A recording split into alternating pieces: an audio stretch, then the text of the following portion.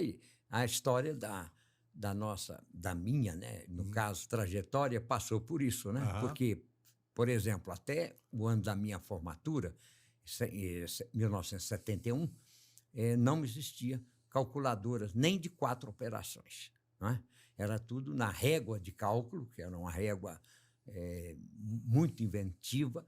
Os cientistas do mundo inteiro contribuíram na ocasião para isso, com trigonometria, com equações, com multiplicação, potenciação, radiação e etc.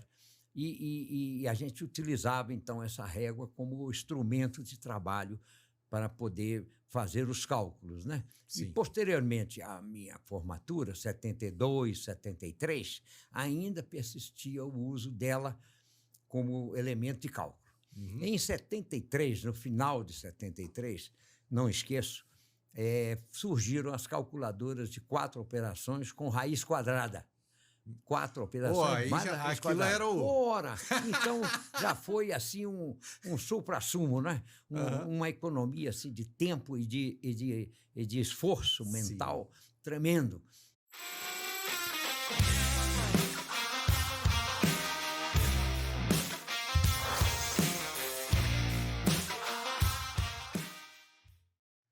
Fala pessoal, mais um ManzaCast, Lúcio Manzanetti. Nosso canal é dedicado a falar sobre engenharia, arquitetura, trazer todo mundo ligado ao setor da construção civil.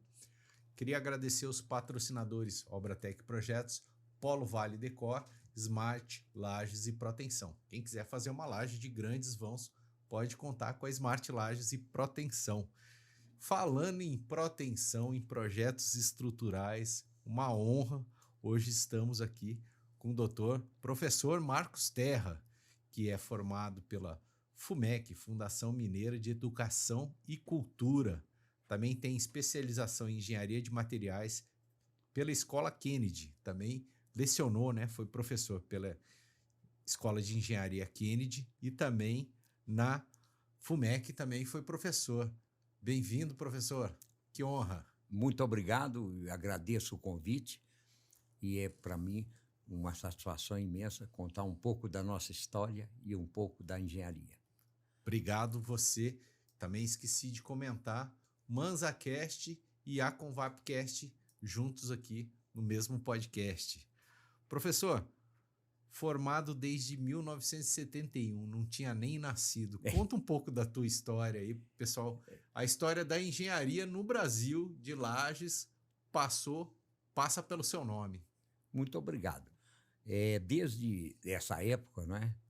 Aliás, um pouco até anterior, mais precisamente em 64, eu iniciei a minha carreira como professor de matemática, ainda muito jovem, e sempre pretendendo cursar a engenharia civil.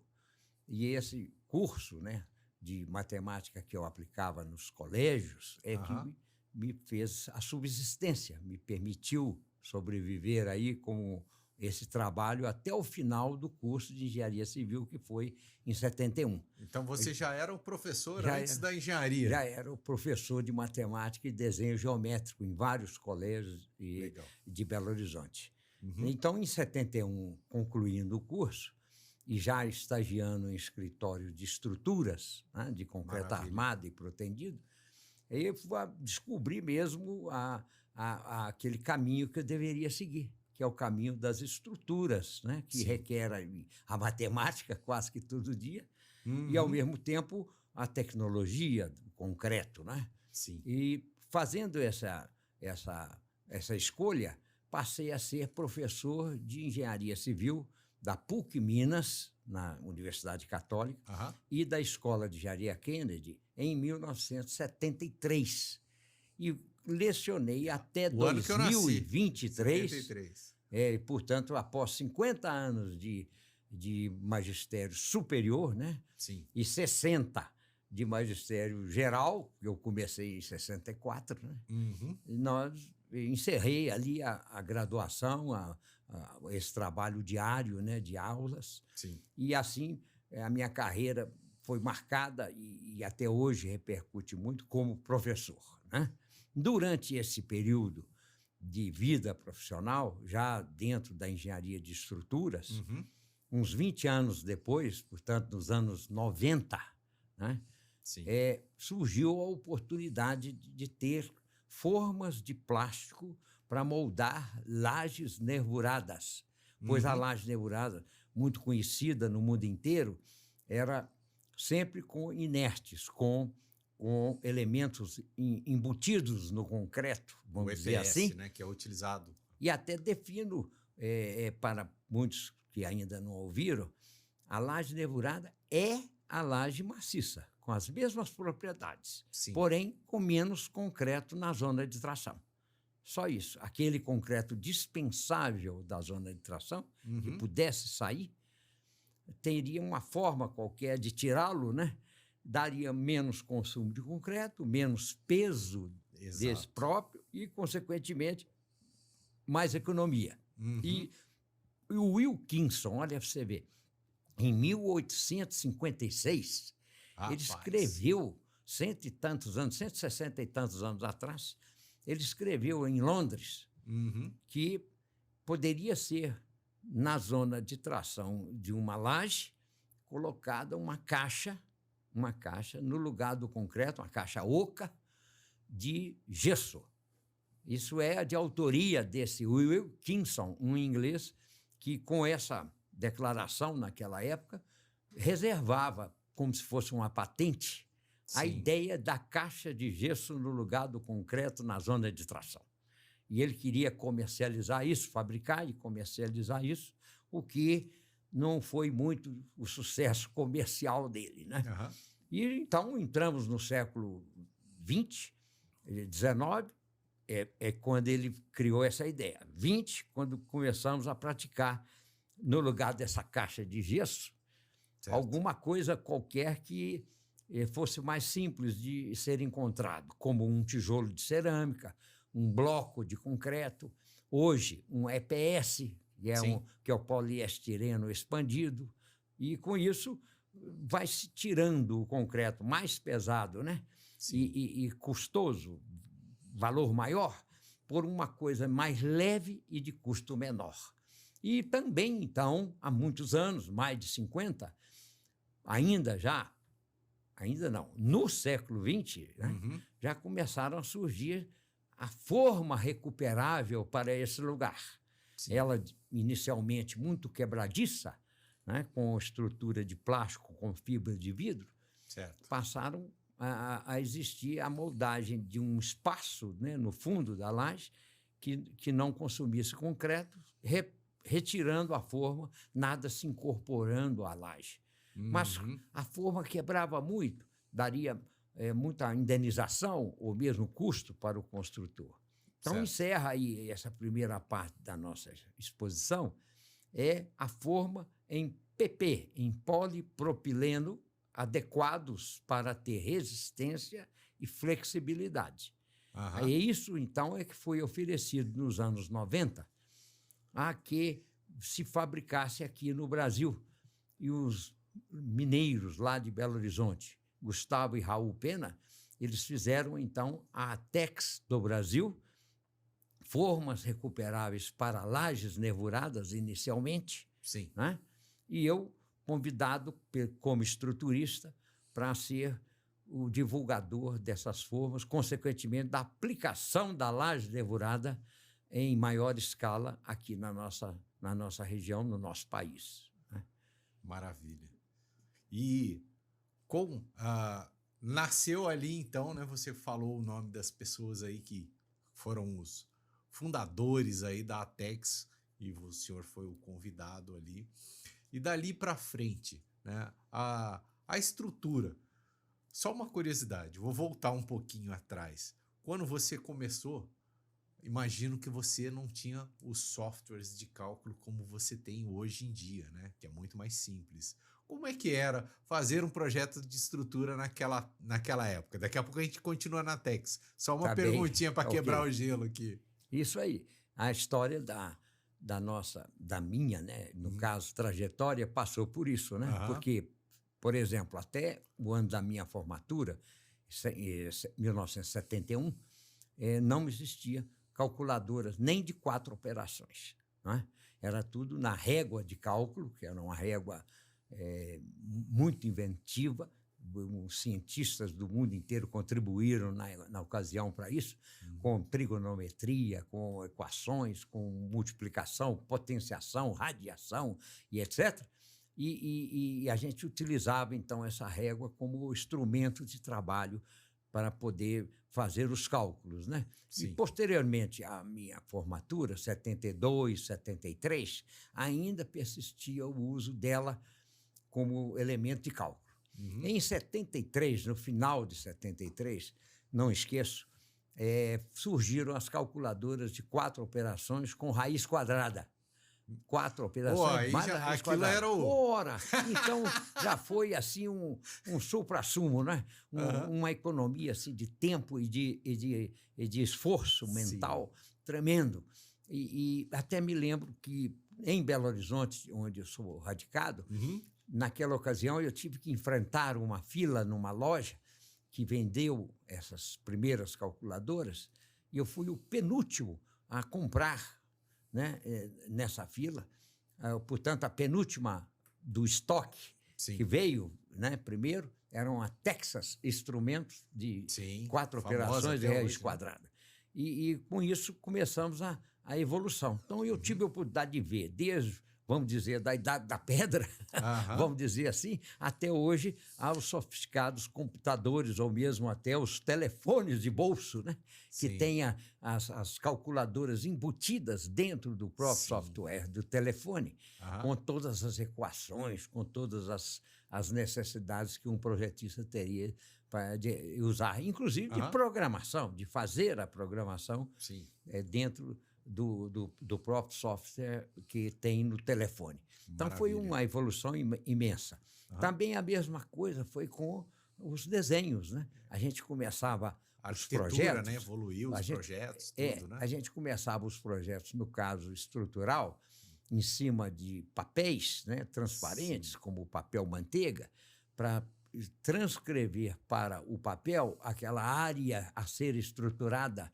E daí começava lançando os pilares, as vigas e, consequentemente, entre as vigas, as lajes, e pré-dimensionava com índices assim de obras similares ou conhecidas, já sabendo que um vão de uma determinada laje dividido por um fator já iria dar aproximadamente a espessura que a laje iria ter. Enfim, fomos fazendo a geometria da estrutura sem nenhum cálculo, simplesmente pela respiração, digamos, de outros projetos já elaborados, né? A gente foi fazendo, então, o que nós chamamos de arquivo mental, né, das informações dos outros.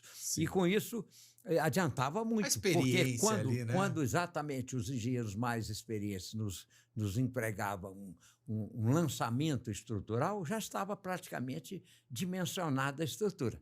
Aí fazia-se o dimensionamento regular para somente confirmar que aquelas dimensões, com aquela resistência do concreto e do aço, estariam corretas e acertadas, e daí passava para o detalhamento em papel vegetal, com réguas, né, e paralelas numa prancheta, com o desenhista lançador chamado projetista e o outro chamado copista, que era só para copiar o desenho do projetista, e assim saía um desenho que iria para uma copiadora fazer cópias em papel couché, que iria para a obra. Então, hoje, nós temos tudo isso numa tela só, né, para não dizer que até o dimensionamento já é feito totalmente eletrônico, e que resulta no alto detalhamento da estrutura pelo próprio programa, e com a IA, hoje, surpreendentemente, já temos até o cálculo, o dimensionamento com o detalhamento feito diretamente pela inteligência artificial. Então, eu que passei por isso tudo, costumo dizer que tive o privilégio, né, de conhecer essa evolução tecnológica que a nossa profissão nos teve e que eu presenciei. Sim. Você falou sobre a nervura, né, o início da nervura, né, o inglês, né, da Caixa. E a Protensão, onde é que você viu isso? Em que momento da sua vida você viu e começou a estudar, a implementar a Protensão? Há muitos anos, então, como sou graduado em 71, há 54 anos, não vai fazer agora em dezembro, eu graduando, não tinha no curso da Engenharia Civil corrente concreto protendido. Tínhamos que fazer especialização ou pós-graduação, não é isso? Mas já existia a ciência da proteção, nascida lá na Alemanha, e já aplicada em vários edifícios e obras de arte, como pontes, viadutos, etc., no mundo inteiro. Olhando para esse lado, logo em 72, 73, por exemplo, no projeto estrutural do Mineirinho, do Estádio Mineirinho, que nós fizemos no nosso escritório lá em Belo Horizonte, em 73, durante 2 anos de projeto, 73 a 75, nós tivemos trabalho, a parte da cobertura em 48 vigas radialmente dispostas num diâmetro de 144 metros, portanto, 72 metros de vão, 20 de biapoiado e 50 de balanço, tá? Circundado por um anel central que unia todas as pontas desse bolo circular em concreto protendido. Então, nós fizemos em 73, 74, até o meio de 75, um projeto, por exemplo, aplicando concreto protendido, né, na cobertura do Mineirinho. Aí, né? E daí, achando que até que isso ia ser um start para aplicação maior ainda da proteção, além de ser só em pontes, que fosse também em cobertura, em lajes de edifícios. Fizemos um segundo projeto, ainda nessa empresa nossa, de um edifício em lajes planas, maciças, protendidas, em todos os pavimentos. Fizemos um outro clube dos economiários federais, inclusive num ponto turístico de Belo Horizonte, em frente à Igrejinha da Pampulha, que é obra do Oscar Niemeyer. Tem uma edificação em curva, com 75 metros de comprimento, vãos de 10 metros de laje plana, protendida. E nessa laje aplicamos, lógico, todas essas soluções ainda em a proteção aderente, que a gente chama.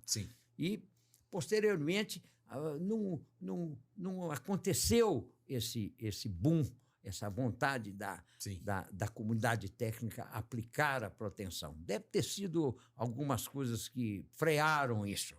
Recentemente, nos últimos 10 anos, vemos tendo algumas empresas específicas de proteção.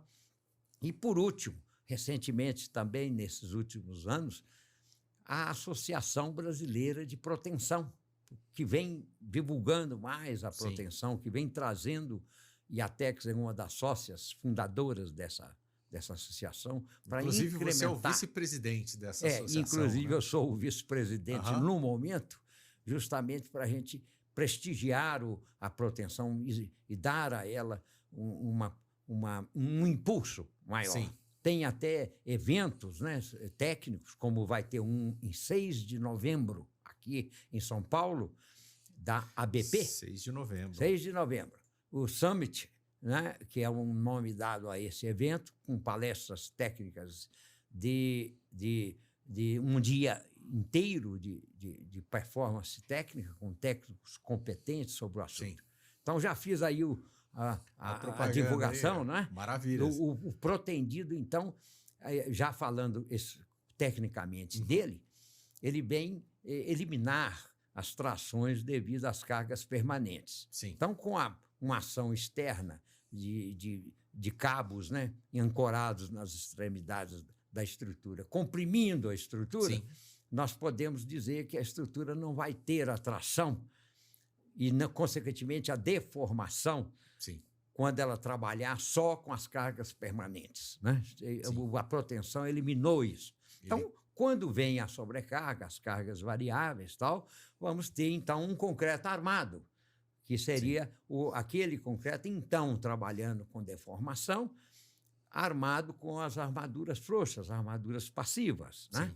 Mas então essa combinação permitiu, com a mesma altura, por exemplo, muito mais carga, muito mais vão, né? Com a mesma altura, porque uma parte do esforço relativamente grande, que é a carga permanente, já está com a sua deformação e tração eliminadas pela proteção. E vice-versa, se eu tenho o mesmo vão e a mesma carga para uma determinada laje consumindo concreto ou viga, eu vou ter uma esbeltez nessa laje e nessa viga, se eu aplicar a proteção que vai eliminar a tração devido à carga permanente disso aí.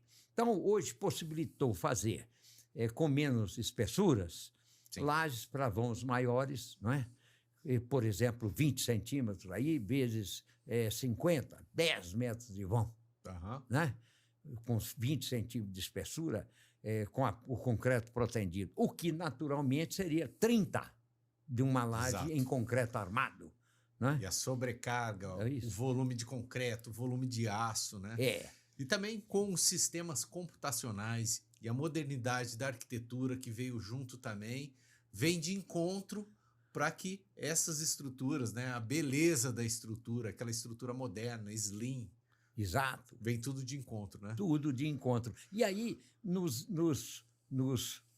edifícios, ou mesmo nas edificações que têm vãos maiores, com mais esbeltez, né, de solução do pavimento, se nervurado algumas porções, mais alívio vamos ter, porque a proteção pode ser localizada em faixas ou mesmo em nervuras de uma laje nervurada, tornando possível ter aquele alívio, né, que a laje nervurada dá de retirar o concreto dispensável da zona de tração. Então, hoje podemos dizer, se vai utilizar a proteção e a laje é maciça protendida, ela poderá ser nervurada protendida com a mesma altura. Não precisará de acrescer a altura para igualar a inércia, porque a proteção, na que tem menos inércia, que é a nervurada, de mesma altura que a maciça, a proteção vai tirar a tração devido à carga permanente. A deformação nessa laje nervurada só vai ficar com a carga acidental. Então, não é com a somatória total das cargas que a deformação vai ser determinada. Você equilibra ali só com o peso próprio. Então. Só com o peso próprio. Então, para quem é calculista, a dica aí, fica a dica, hein? Não, e além disso, não vai equilibrar com tudo que essa laje pode, né? Exatamente. Fazer uma parábola para cima, né? Para cima, né? Muitos aí acham que a proteção total, né, para a carga total é a solução. Não é. Vamos limitar a proteção à carga. Limitar não, aplicá-la corretamente na carga permanente e trabalhar com a laje como concreto armado na carga acidental, né? Esse que é o certo. A outra coisa também importante é algo comparativo. Por exemplo, se nós tivermos uma laje maciça, como eu disse no início, com todas as suas propriedades de laje ou de placas, e uma nervurada que retira um pouco do concreto da zona de tração, aquele dispensável, para ter a mesma deformação, essa laje nervurada em concreto armado terá que ser um pouco mais alta para compensar a perda de massa. Mas será em torno de 30% menos concreto e aço do que a maciça, que não tem, que ela é maciça em toda a área. E a nervurada, a concreto armado puro. Aí, se você protender essa laje maciça aí, em primeiro lugar, ela ganha em diminuição de espessura, consequentemente em volume de concreto menor. Tipo assim, ó, essa laje maciça aí é de 30 centímetros de espessura. Ela vai para 20 nervurada. Com certeza. Então, a laje maciça, para 1/3 dela, vai reduzir de concreto, consequentemente de peso próprio, etc., se ela for protendida. Sim. Entende? E o custo disso não é esse 1/3 do concreto, é muito menos. Tá? Aí, se você ainda nervurar com essa mesma altura, 20, Sim. a essa maciça protendida, você nervurar essa maciça protendida, e para a nervurada protendida, você pode chegar a uma economia de até 50% Por conta de vãos. concreto em relação àquela primeira maciça de concreto armado. Então, realmente, a proteção diminui custo, velocidade de execução, diminui utilização de escoramento para a maciça de concreto armado, para a maciça protendida, Sim. e mais ainda um pouco se for a nervurada protendida. Então, a nervurada protendida é um grande casamento com a proteção. Exato. Trazendo cerca de até 50% de redução de concreto. É muita coisa.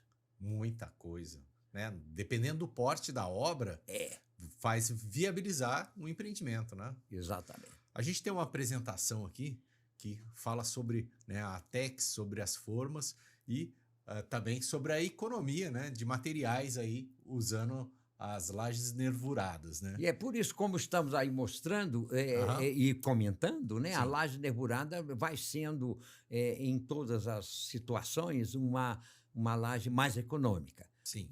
Sem proteção ou com proteção, ela é sempre uma laje mais econômica do que as outras. Porém, para executá-la, né, nasceu a Atex, fabricante de formas de plástico, de sistema de aplicação dessas formas. Tinha que ser tudo conjugado. Só ter a caixa ou a forma para moldar aquele vazio lá da laje nervurada não era o suficiente. Então, como nós vamos mostrando aí... Como fundador, criador ali da empresa, imagino a quantidade de estudos que o senhor deve ter feito aí, né, nas nervuras, nas lajes, ensaios. Exatamente. Muita coisa aí. Então, nós fomos fazendo essa criação de ideias, né? Sim. E hoje nós podemos apresentar assim. Por favor, vamos comentando. Ou pode passar, por favor. Né? Hoje a Atex já está com esse número de unidades, 11 unidades aqui no Brasil, mais a fábrica, e em 7 países. Né?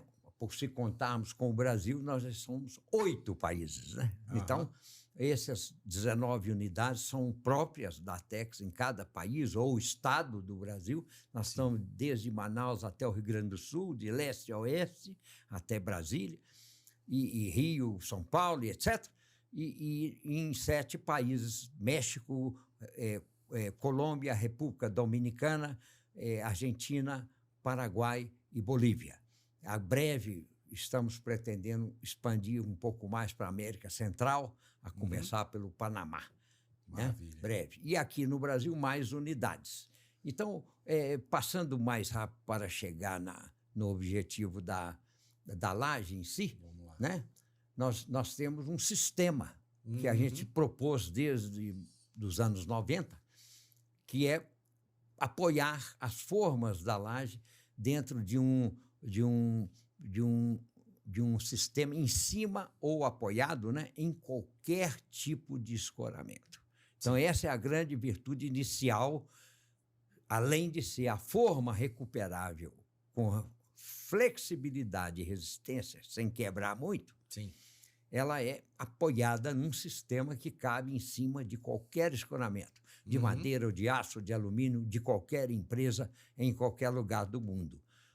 Indo para a natureza, que falei há pouco, que o Wilkinson pensou, aquela coisa toda, sim, a laje maciça que vai aparecer aí agora, ela tem uma altura, está lá na primeira figura de cima, que e entre a ferragem dessa laje maciça aí, que é na zona de tração, o concreto aderido à barra, né, passa a tração para ele quando ele começa a fissurar, foi proposto, então, tirar, como está na figura de baixo, o concreto desnecessário, que não está em contato com o aço. Sim. Esse concreto ali, dispensável, né, chega a ser 30% do volume da laje. Mas como ela perdendo massa deformaria mais, e a gente quer que ela trabalhe igual, né?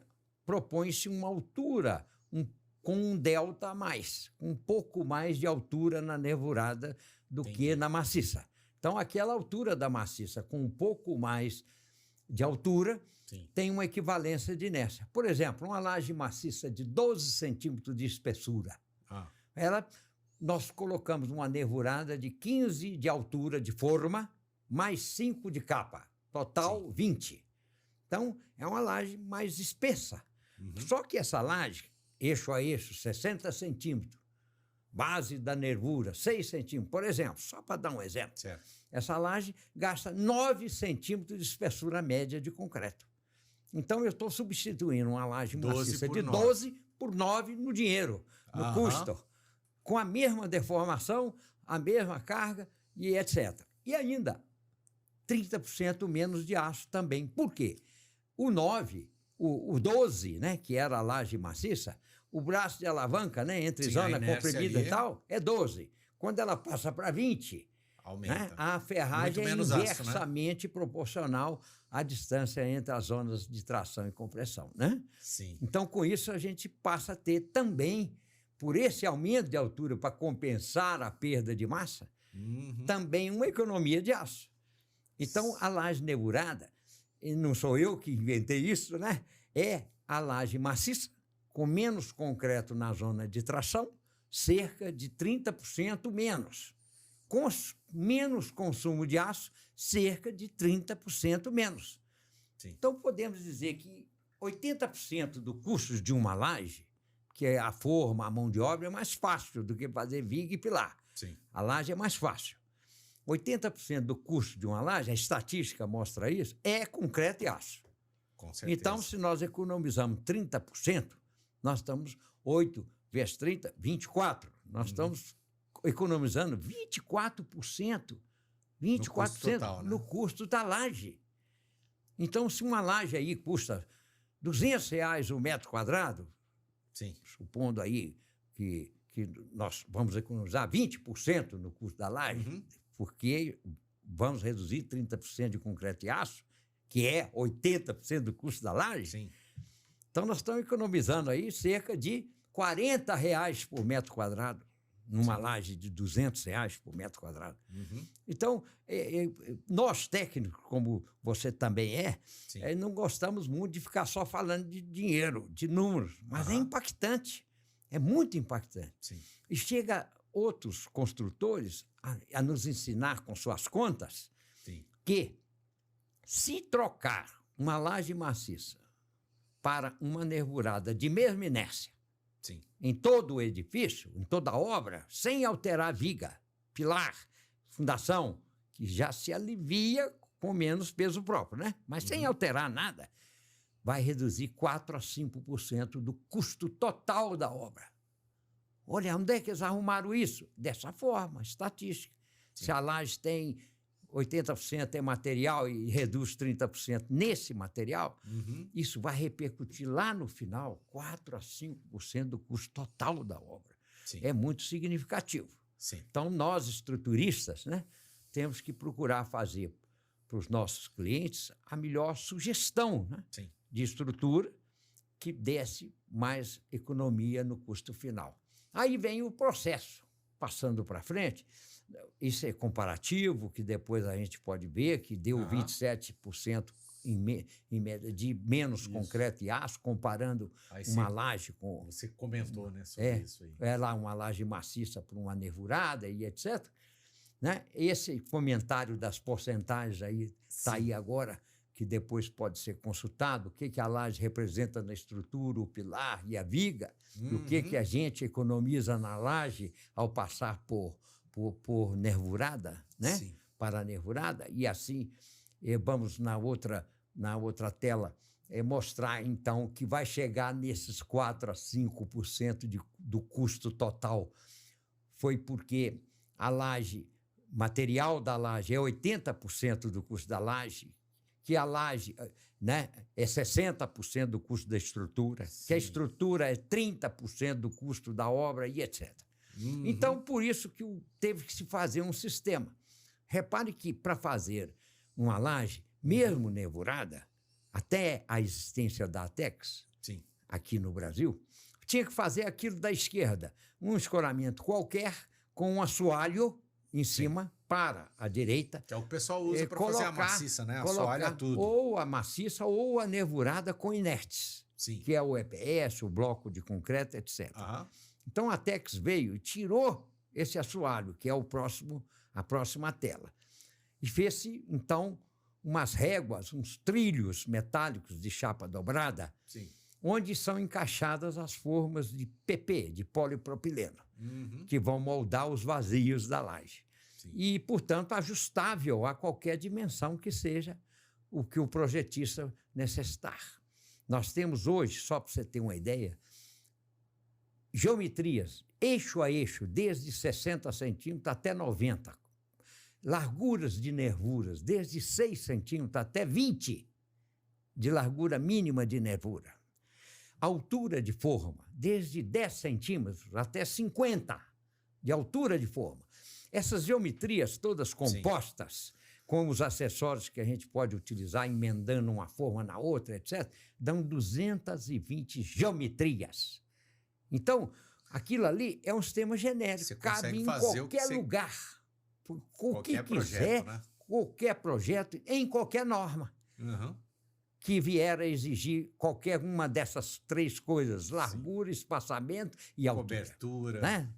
E com isso, olhando então essa tela, entre os elementos lineares que estão chamados aí de réguas ou apoio, elemento de apoio da forma, tem umas cabeças de escora, umas verdadeiras cabeças de escora, que ali, então, montadas as formas, a armação e a concretagem feita, nessas cabeças de escora são colocadas adicionais escoras, além daquelas já do escoramento.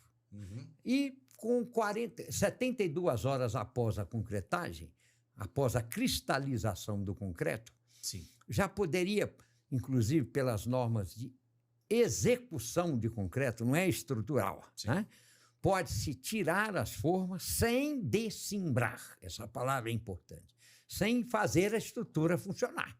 Está muito cedo, com só 72 horas de curso. Você tira um pedacinho ali e reescora. E não com o sistema da ATEX, pois ali as escoras no Cabetex já são colocadas antes de tirar o escoramento. Ah, entendi. Então, depois de tudo concretado, 72 horas depois... Ele já está apoiado ele já está apoiado no concreto. Sim. E aí você vai tirar todos os sistemas, escoramento, réguas e as formas que moldam a laje nervurada, sem tirar as escoras do Cabetex. Você só deixa a escora do Cabetex e ele, ali. portanto, mantém a laje totalmente escorada, sem nenhum milímetro de deformação ou de descimbramento, né, que é a palavra mais correta. Retirando toda a forma ali. Retirando toda a forma, dando, então, mais velocidade com segurança. Nós, da estrutura, preservamos isso muito, porque a gente não quer fissurar, como muitos fazem, com a chamada reescora, que é tirar e depois voltar. Esse aí nasceu para estar lá sempre. Desde a concretagem já são colocadas essas escoras que vão ficar, chamadas escoras fixas ou remanescentes, que elas vão ficar. Então, com isso, a Tex iniciou nos anos 90 a, vamos chamar, intensificar para o mercado a vantagem da utilização da laje nervurada. Conhecida como econômica, não era econômica a sua execução. Aí, para um sistema desse, em cima de qualquer escoramento, sem assoalho e com uma velocidade e segurança, passou a ser uma laje muito competitiva. Hoje, muitas construtoras já aferiram que fazem a laje nervurada realmente ter 30% de economia em relação à laje maciça.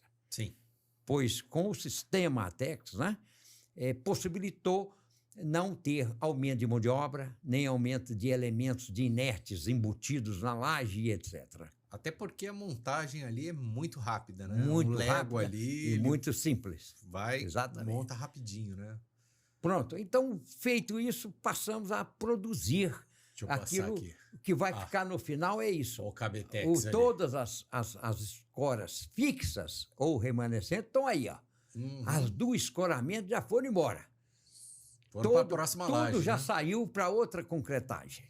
Né? Outra coisa interessante também é que no concreto armado, às vezes, né, sem ser protendido, você tem vigas, né? No caso aí, essa laje é plana praticamente, tem as cubetas ali, mas no apoio do pilar ali ele não tem nenhum rebaixo, né? Isso. Mesmo que seja com vigas, ou com faixas, ou com capitéis, como esse exemplo está parecendo que é, uma laje nervurada, cogumelo, né? Apelidado cogumelo, com capitéis, as escoras fixas, como vocês estão vendo, não deixa a laje trabalhar, né? Ela foi posta para isso. Para ficar até onde o estruturista acha que deva ser a descimbramento, né? Desforma já aconteceu. Sim, né? Descimbramento. O descimbramento. E além, portanto, segurança do funcionamento. É isso aí. Então, nós criamos forma para ter a régua lá, forma linear, que a gente chama de régua, vai apoiar as formas, no outro sentido é forma com forma, a régua é esse perfil que está aí ao lado, e assim nós vamos fazer com as figuras seguintes, os elementos componentes desse sistema, né? Está aí a régua, que vai apoiar naqueles degraus ali, ali, né? Os seus elementos, em cima de qualquer barroteamento, de qualquer escoramento. Até chamamos aqui com essa figura da direita, que já é uma foto localizada, entre uma régua e outra, a cabeça do Cabetex. Cabetex. Do Cabetex, apelidado assim comercialmente. Ele pega bem no meinho da régua ali, no né? meio Você vai tirar a régua, vai tirar a forma. Vai tirar a régua, vai tirar a forma, e ele está lá nos garantindo aquilo que a gente queria como estruturista, não trabalhar nada da laje. O Cabetex, ele não tem ali uma escora. Você ele coloca tem uma na hora de retirar, ou sim, ele tem? Na hora que você concretar, que portanto entrou o peso do concreto, aí é que você deve posteriormente colocar a escora nele e apertar, porque já tem a carga do concreto em cima, que você está garantindo que esse aperto está chegando no concreto. Sim. Né? Então, se você colocar a escora antes da concretagem, pode ser que ela levante o Cabetex do lugar. Entendi. Né? Aí ele fica fora. É preferível ali, né? deixar pendurado nas réguas, como ele fica. O concreto mesmo já apoia nele, e aí já é a reação que vamos ter na escora que vai encaixar nele. Maravilha. Olha, isso é um sistema simplíssimo. Além da gente orientar, né, a obra para aplicar isso, com o nosso assistente técnico, né, que acompanha tudo, é muito simples. Eles montam isso em poucos minutos, com muito mais rapidez do que montar forma para a laje maciça, por exemplo. Sim. Então, além de ser menos concreto e aço, é sistema construtivo mais rápido e com menos pessoas. Sim. Então, fizemos tantas formas, né, que depois um dia o site mostra isso tudo. Sim. Aquilo que eu disse, larguras diversas, alturas de forma diversas, e eixo a eixo também diversos, que vão formar, rodando agora outros formatos, né? Sim. Com esse acessório agora. Essa é forma retangular, essa outra aqui agora que vem são quadradas, tanto o eixo a eixo 61 quanto a outra eixo a eixo 80, que vai aparecer a seguir. Olha lá, eixo a eixo 80, com o anulador de nervura, que é uma patente nossa também de muitos anos, nós vamos tornar a forma quadrada retangular. Sim. Então, hoje, o projetista pode modular quantas nervuras ele quer no sentido secundário. Se uma laje, por exemplo, for unidirecional, mais comprida e menos largura, ela vai ter um trabalho físico, né, dela vai ser unidirecional, no sentido do menor vão, que é mais rígido. Certo.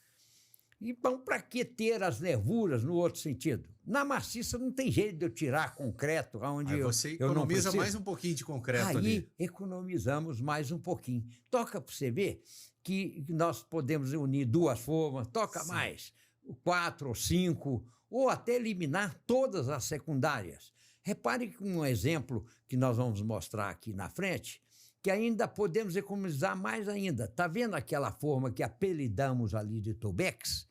Ela é colocada entre duas formas para moldar ali um buraco.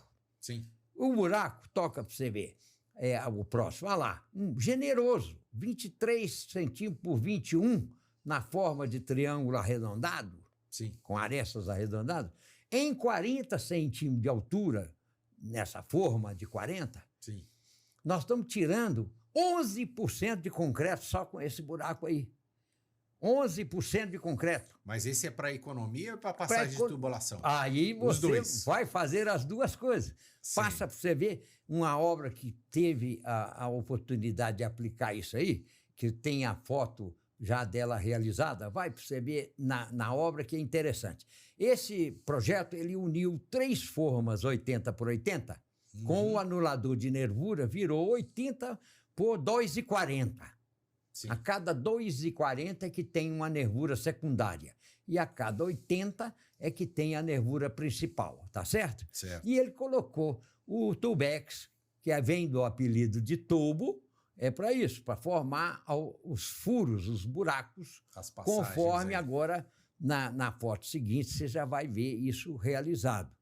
Então, ele obteve 30% de redução de concreto e aço ao passar de uma solução maciça, que não tinha onde ele tirar nada, sim, para a nervurada. Aí já foi uma redução. Mais 10% ele teve de redução eliminando algumas nervuras secundárias. Né?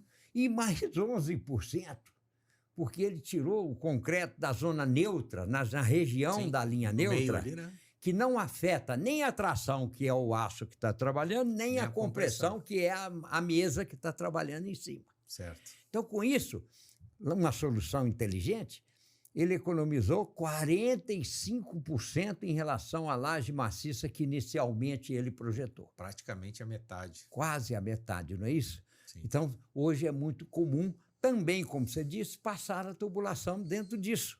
Né?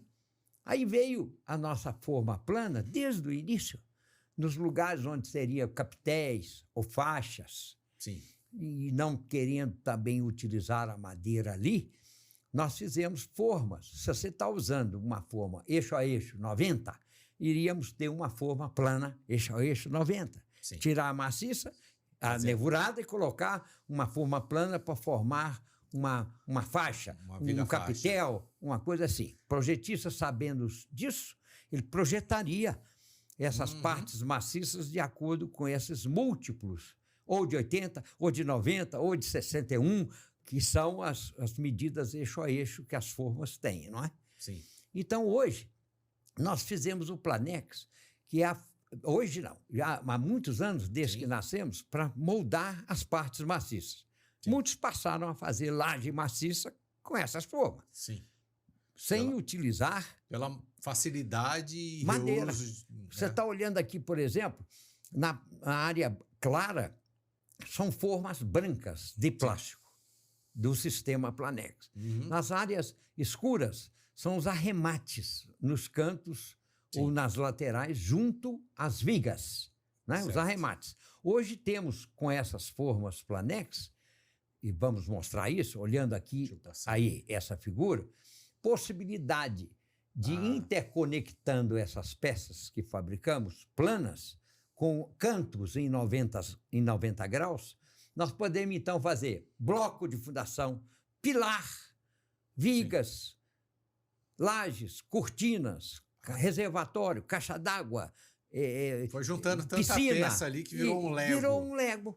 Virou um Lego, como está vendo aí, por exemplo, né? Nós podemos moldar isso tudo aí a laje plana, com as formas planas da Artex. E mais passando à frente, você tem as peças desse sistema, sim, né? Podendo fazer aqui uma passagem de espessura de compensado para espessura do Planex, que é 7. Sim. Canto de 90 graus interno e externo, né? Fazendo conexões com uma trava que interliga um no outro. Manual, vai sendo montado. Veja uma foto aí para você ver a chegada das formas todas de plástico, uma outra nossa rebaixada para poder fazer um arremate de madeira, que une a viga com a parte de plástico. Sim. Outra, que você vai ver na foto seguinte, que dá a grandeza da produtividade disso. Poucas pessoas montam assim, vamos dizer, de boca para cima, né? Interconectando com travas. Essa aqui, por exemplo, tem 1, 2, 3, 4, 5, 6 formas por 6 de 60. Quer dizer, são 3,60 m por 3,60 m, quase 10 metros quadrados, né? Mais de 10 metros quadrados.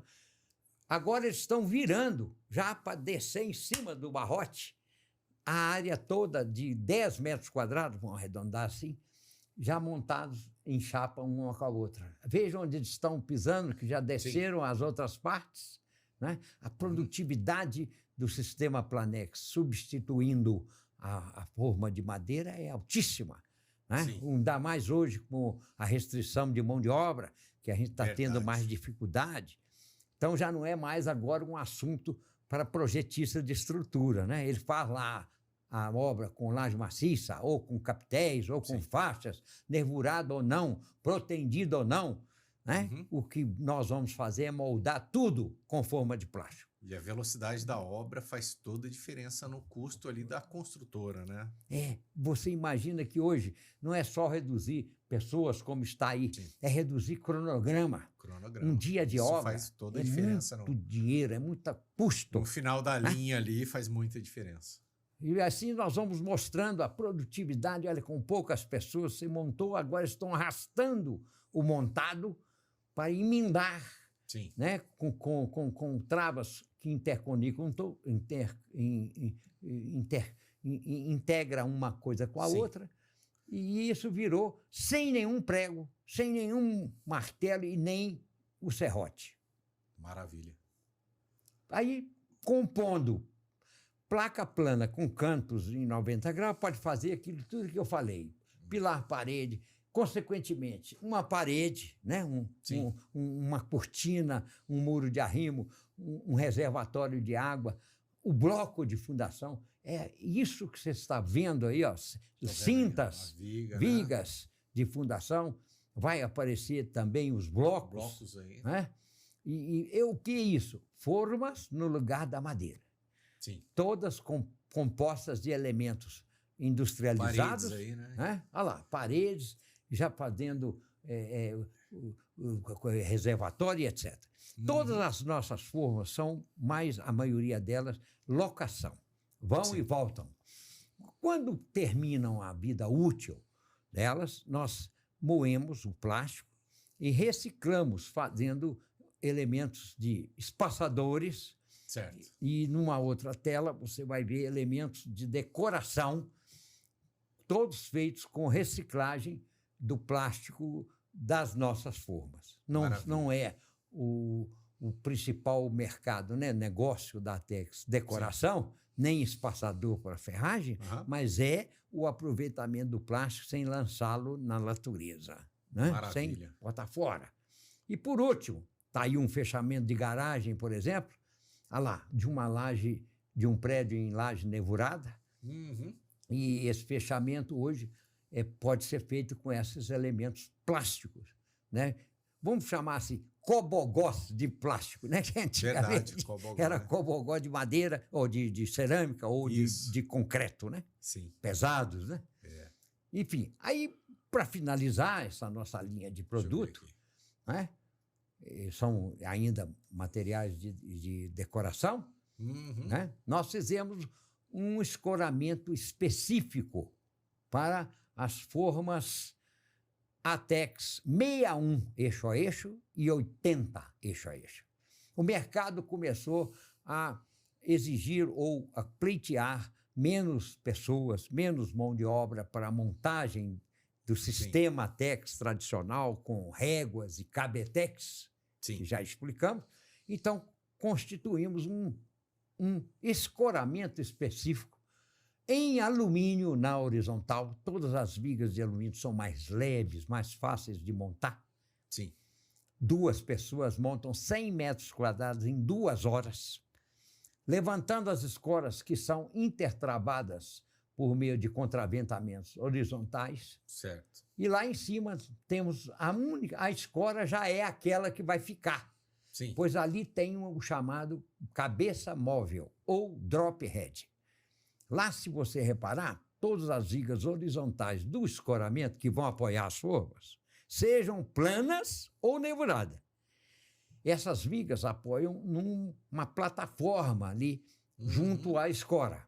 Certo. Essa plataforma, quando girar o apoio dela, Ela a desce, plataforma desce, Eu já as vi vigas isso. todas descem, mas a ponta da escora, a cabeça, lá, né? fica lá.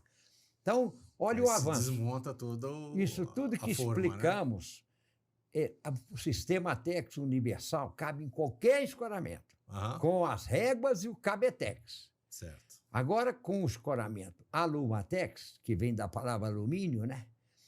E cabeça móvel, drop head, são só aquelas escoras do escoramento é que vão ser o conjunto de apoio.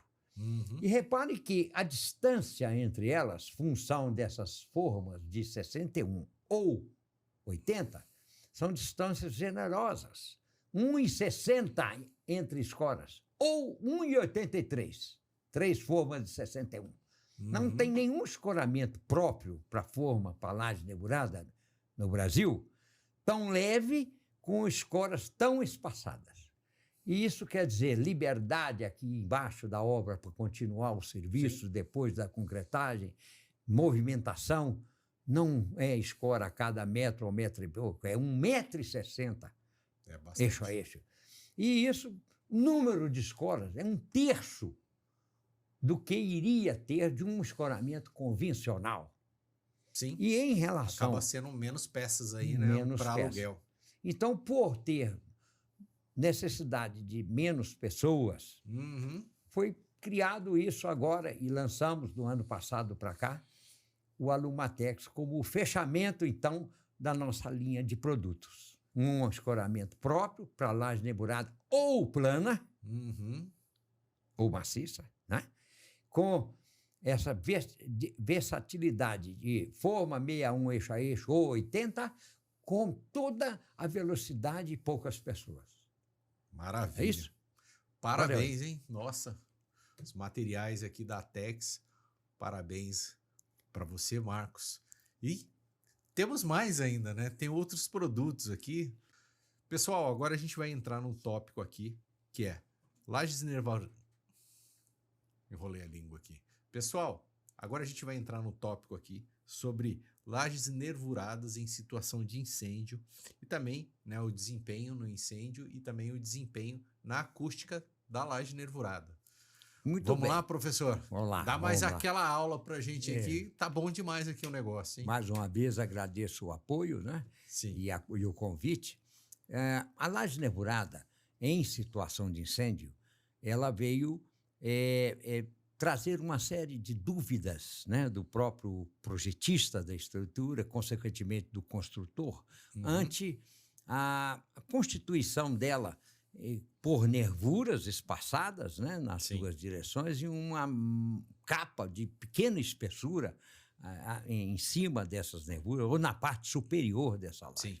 Então, a NBR 14432, que é essa primeira que está citando lá em cima, de novembro de 2001, ela inclusive está em revisão, ela estabelece para todas as edificações, não entra no mérito de tipo de laje, todas as edificações prediais, dependendo da altura da edificação até o último piso de utilização. E que utilização a edificação terá, se é residencial, escolar, comercial, hospitalar e etc. Qual é o tempo requerido de resistência a fogo? Nós encontramos isso na NBR 14432. Todos os elementos construtivos da edificação terão que atender esse tempo requerido de resistência a fogo. Portanto, as alvenarias, o piso, o teto, o vidro, a porta, todos os elementos construtivos. Pronto. Para atender esse tempo requerido de resistência a fogo, fez-se uma outra norma específica estrutura de concreto em situação de incêndio. Uhum. Nessa 15200, NBR 15200, que a gente vai mais à frente, já tendo esse tempo requerido de resistência a fogo, mais um pouco, essa 15200, ela foi agora revisada. Já é a NBR 15200 2024. Essa norma, ela tem lá um tempo equivalente no seu anexo A. Esse tempo equivalente é uma expressão, uma conta que se faz, o calculista faz essa conta, porque nós estamos já na área da estrutura agora. Certo. Tá? E lembre-se que todos os elementos construtivos têm que atender aquele tempo requerido. O estruturista faz essa conta aí em função da carga de incêndio, geometria da obra, pé direito, Sim. abertura de janela. Vários programas de cálculo estrutural já têm, inclusive, essa expressão Sim. dentro do programa. Calculado esse tempo em minutos, se ele for menor em mais de 30 minutos do que aquele que a NBR 14432 indicou, pode-se reduzir aquele primeiro em 30 minutos. Então, lá tem 4 categorias de tempo: 30, 60, 90 e 120 minutos. Então, o 120, por exemplo, para prédios acima de 30 metros de altura, poderá... Que é esse aqui, né? Que é mais um pouco atrás, né?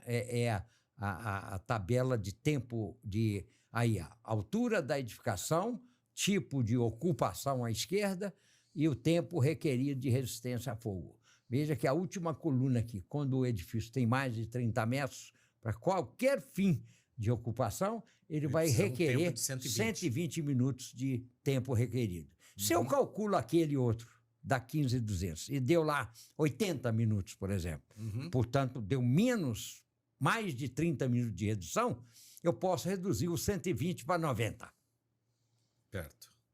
A Né? gente estava aqui, né? Estava aí, nessa fórmula aí. Isso. Se eu achar 120 e achei 80, pode reduzir o 120 para 90. Se eu achei o 100... você pega a média. Não, 100. Aí não reduziu mais do que 30. Eu posso pegar o 100. Sim. Como tempo requerido de resistência a fogo.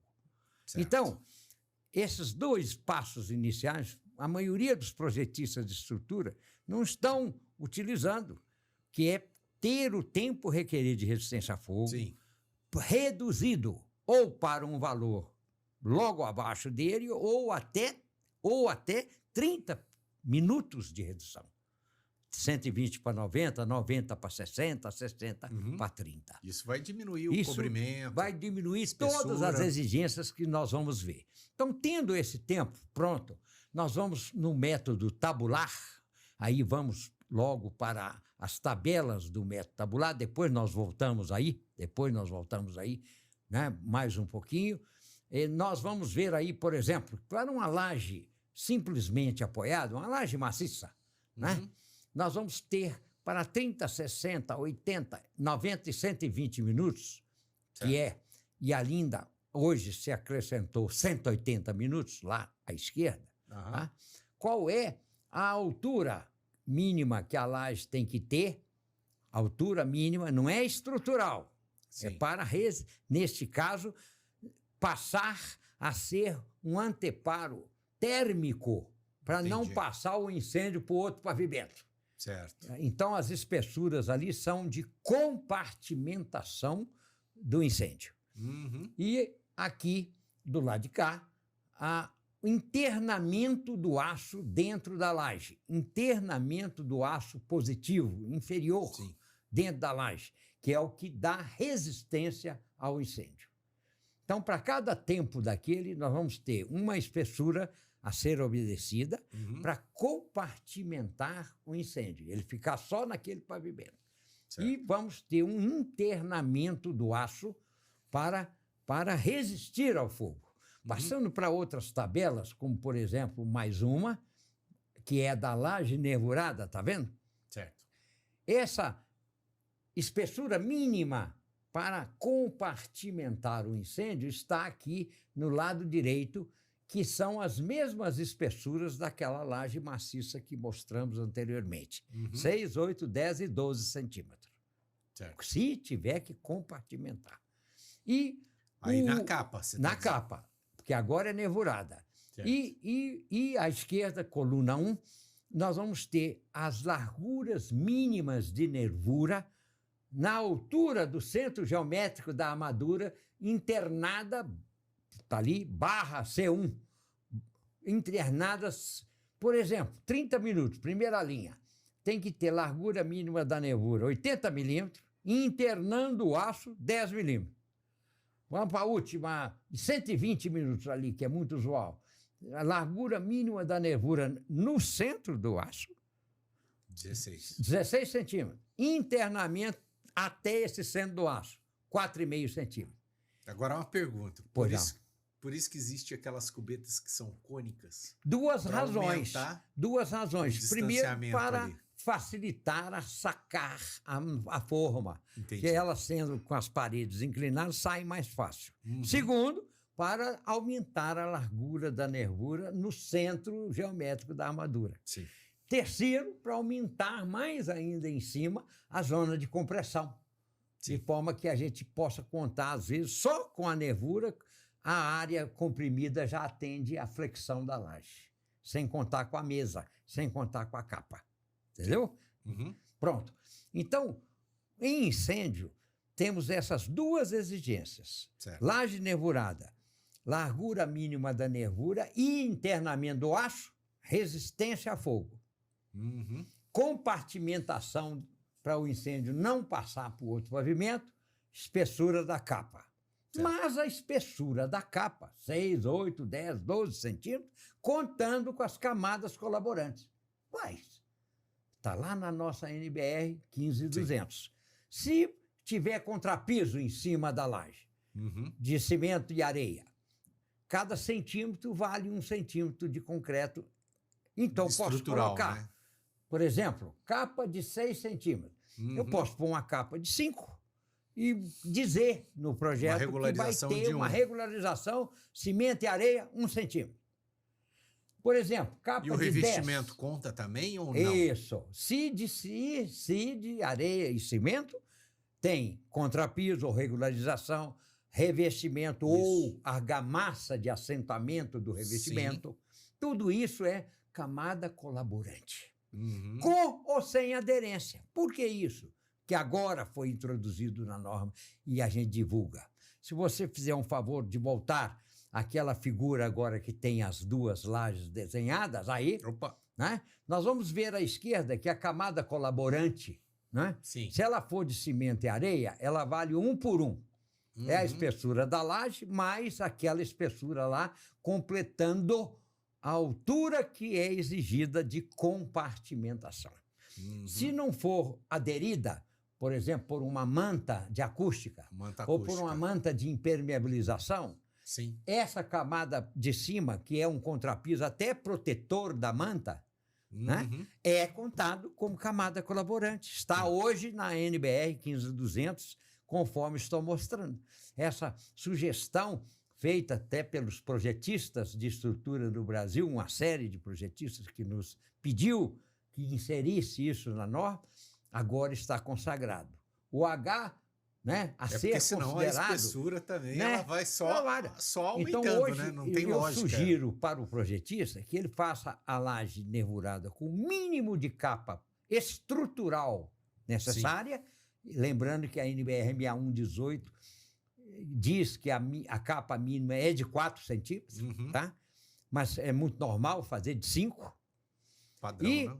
contar numa segunda linha, né, que tem uma camada colaborante de cimento e areia, o quanto faltar para ser aquela espessura que está lá para compartimentar o incêndio. Sim. E a novidade também dessa norma, dessa reforma, é que se essa camada for de gesso, que é muito comum hoje em obras, principalmente de lajes maciças, que reveste de gesso por baixo, cada centímetro de gesso vale 2,5 centímetros de concreto.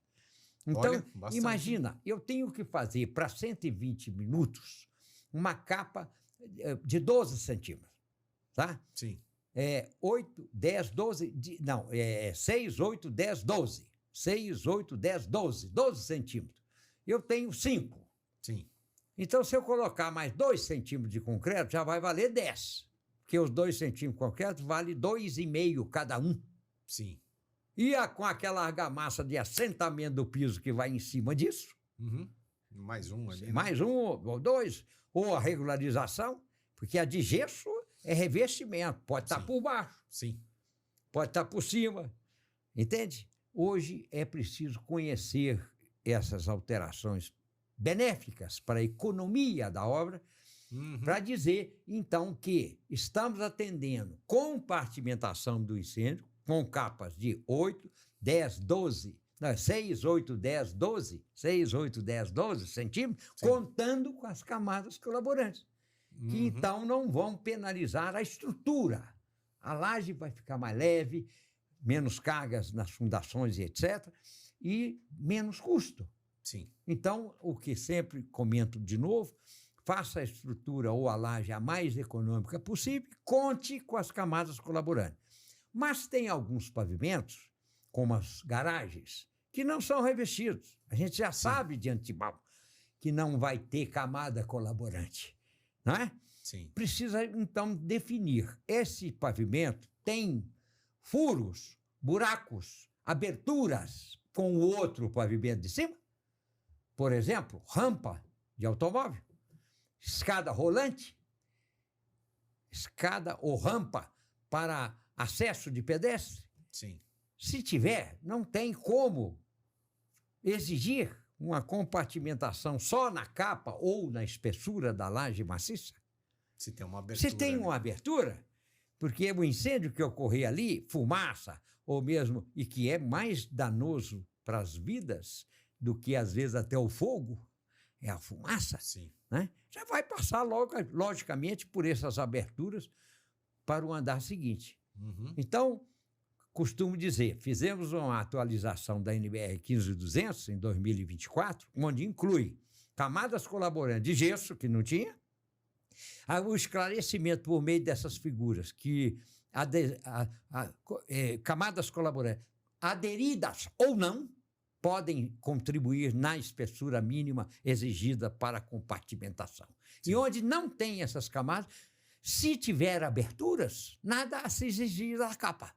Mas a resistência a fogo, que nas nervuradas está na largura mínima da nervura e no internamento do aço, isso será sempre exigido.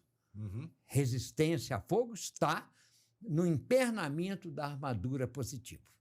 Sim. Pronto. Então, o método tabular já vai dando essas medidas todas, etc. Podemos ir agora para frente, inclusive dizendo que, em acústica, a laje nervurada também teve uma certa, digamos, polêmica.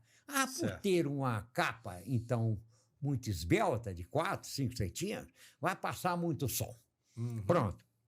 Então, quando fizeram em 2010 a NBR 15575, chamada norma de desempenho, é só para edificações habitacionais terem uma certa mínimo conforto acústico, térmico e etc., para ter preservação da saúde humana. Onde é residencial é onde a gente dorme, né? Então, essa norma veio dizer para todos os elementos da edificação um mínimo de desempenho que ele tem que ter para dar saúde aos habitantes. No sistema de piso, onde a laje se inclui, né? Agora podemos dizer, nós podemos fazer um ensaio internacional, ISO, de impacto entre pisos e o ensaio de som aéreo. O ensaio de impacto e o som aéreo, todos dois têm, na tela seguinte já vamos mostrando, ISO 717, 1 e 2, é o nome deles na norma internacional. O ensaio de impacto, tá claro, a máquina vai fazer um choque e embaixo vai medir que som está sendo ouvido em quantos decibéis está chegando ali, né? E o som aéreo é esse que estamos fazendo aqui, e quanto estamos emitindo aqui e quanto que está chegando lá embaixo. Certo. No outro quadro, a gente já vai ver que o som de impacto ele tem que ser menor ou igual a 80 decibéis. Se passar mais do que 80, ele é prejudicial à saúde. Sim. No outro ensaio, que é o de aéreo, tem que reter, agora é reter. Certo. O que é promovido som aéreo num andar, no outro andar ser menor que 45 decibéis. Igual ou menor que 45 decibéis. Sim. Tem uma subclassificação aí que não é muito importante. Importantes são esses dois fatores. Sim. Um som de impacto não passar de 80 decibéis no outro andar e o som aéreo ser menor no outro andar do que menor ou igual a 45 decibéis. Sim. Então, medimos uma porção de lajes. Clientes, executores, ensaios, fizeram vários ensaios. Por exemplo, nós vamos mostrando alguns, né?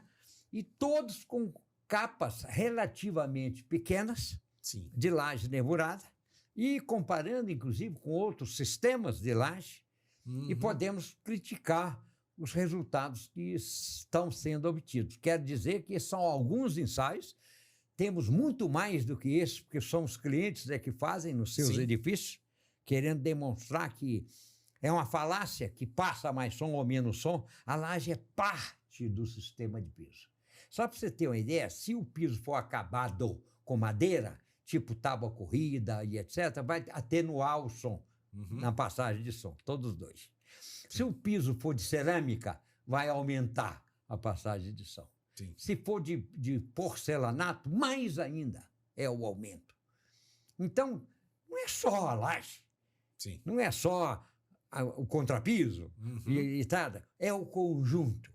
Sim. O sistema de piso completo é que é medido. Certo. E também fizemos alguns, como também alguns clientes fizeram, em osso, só para mostrar que só em concreto já passa. Sim. Os limites dessa norma são alcançados. Aí... Quanto mais quando tiver os acabamentos. Por exemplo, vamos ver aqui, o professor Pizzuti, da Universidade de Santa Maria, junto com o Daniel Pereiro, um mestrando na ocasião, ele fez, passando para frente, aqui, lendo aqui, está um pouco apagado, mas está aqui. A laje tem 28 centímetros de espessura. Sim. É nervurada com 22,5 de alvéolo, ou seja, altura da forma. E 5,5 de capa. Olha aí, 5,5 de capa. Sim. Total 28. Passa, por favor. Ele olha o resultado aqui embaixo do som de impacto. Som de impacto da laje nervurada em osso. 61 decibéis. Menor que 80. Sim. Com contrapiso e forro de gesso, 55 decibéis. Certo. Foi aumentando as espessuras, os materiais, vai passando menos som. Mas então já em osso atendeu, com capa de 5,5.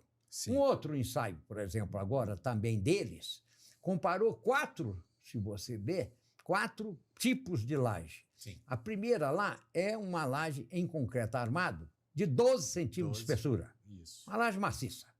Essa outra, né, é uma laje pré-moldada convencional, aquela que tem umas vigotas, Sei. E uma tavela ou uma cerâmica entre a coisa, e também com 12 centímetros de espessura. Essa outra, treliçada. Essa já procurou ser mais alta, 28 centímetros, com parte de nervuras e tabela de cerâmica entre as treliças. E a outra, e outra coisa, e a outra é aquela nervurada de 5,5 de capa, 22,5 com 5,5 de capa, que já tinha sido testada antes, que deu total 28. Quer dizer, pôs-se 2 lajes de 28 centímetros de espessura, porém nervuradas. A treliçada é uma nervurada unidirecional. Sim. Né? E lá 2 de 12. Uma nervurada, com capa de 4 centímetros, e uma maciça de 12. Repare para você ver, aí vendo os resultados interessantes, né? Que nós vamos ter o som de impacto, 69, 63, 62, 60. Todas menos do que os 80 de passagem de som de impacto. A maciça foi 62. Aquela mais espessa, né? A capa, né? Então, a maciça. Mas mesmo assim, não, deu menos. Uma maciça, E a azul ali, ó, é a nervurada, a treliçada, tá vendo ali? Sim. A nervurada, a Tex, olha lá, deu 63. Aqui, a 60 é a pré-moldada treliçada lá, 60. Quase tudo igual, né? 60, sim. 62, 63. Próximo, até né? 69 é próximo disso tudo. Portanto, todas passaram abaixo de 80, inclusive as nervuradas ou treliçadas ou pré-moldadas, que são nervuradas com treliças ou com vigotas pré-moldadas, mas é treliçada, é nervurada, com capas pequenas. Sim. Outro ensaio, e assim nós temos muitos outros, né? Que nós podemos mostrar nessa obra em Florianópolis, por exemplo, e quero lembrar a todos que estamos à disposição para fornecer cópias desses ensaios autorizados pelos clientes, tá? E alguns até pela própria Atex, que contratou a realização desses ensaios para poder demonstrar. Por exemplo, essa edificação aqui de Florianópolis, passando aí, ela vai ter, repare lá em cima, uma laje nervurada, não é? de 7 centímetros de capa. Olha lá, 7 centímetros, 18 de altura, de nervura. Então, total, 25. Né? 25 de laje. Olha lá, teve forro, olha lá, 4 centímetros de contrapiso, forro de gesso. Esse 10 centímetros aí, ó, é quanto que está lá? 10, né? É 13? É 13. É abaixo da laje o forro. Sim. Não é que ele tenha a espessura de 13. O bolsão de ar abaixo da laje é mais 13 centímetros. Então, deu passagem de som de impacto, 76, abaixo de 80. E piso pronto. E som de aéreo, reteve, 54. Tem que reter 45. Acho que podemos ficar por aqui. Tem mais ensaios aí, mas, como eu disse, quantos quiserem, além desses que já mostrei, tem outros e vários, a gente pode fornecer as cópias, e nós, a Tex, e os construtores que preservam, não é, o cumprimento da norma de desempenho 15575, sistema de pisos, elegeram, então, a laje nervurada, a mais econômica e que passa no incêndio e na acústica.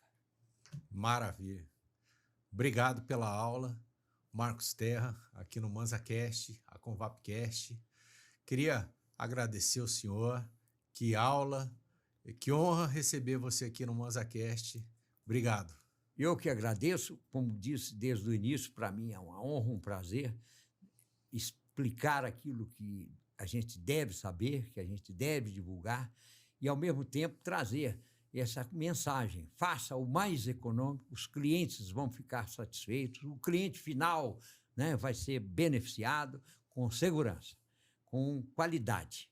E isso inclui a laje nervurada e inclui a laje maciça com suas camadas colaborantes, em vez de ficar fazendo grandes espessuras, grandes consumos. Muito obrigado pela oportunidade. Valeu, pessoal. Podcast espetacular. Professor Marcos Terra, gratidão. Agradecer os patrocinadores. Obratec Projetos, Polo Vale Decor, Smart Lajes e Proteção. Um abraço, até a próxima.